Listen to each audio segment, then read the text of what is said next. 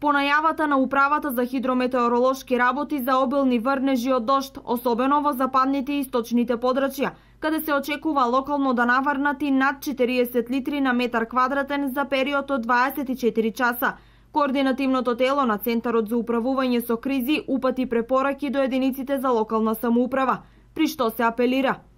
градоначалниците да ги стават на готовност сите расположливи ресурси, да ги мобилизираат кризните штабови и во нив да ги вклучат представниците од Центарот за управување со кризи, Дирекцијата за заштита и спасување и Министерството за внатрешни работи, додека градоначалниците кои имаат потреба од дополнителна помош од технички ресурси да се обратат до Дирекцијата за заштита и спасување. Воедно градоначалниците да ги информираат местните заедници за најавената дестабилизација на временските услови, континуирано да се следи водостојот на реките, да се следи и нивото на акумулациите, апелираат од Центарот за управување со кризи.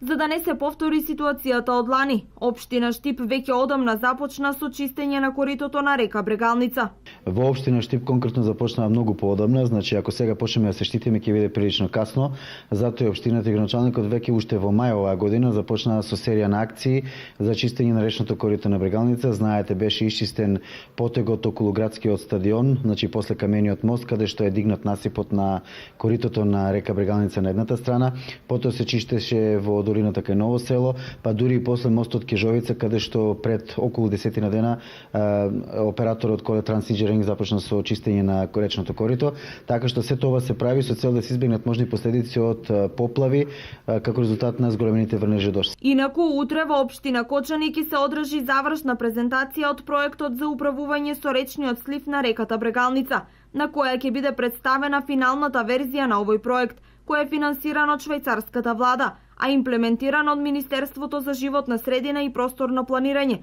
во соработка со Министерството за земјоделство, шумарство и водостопанство.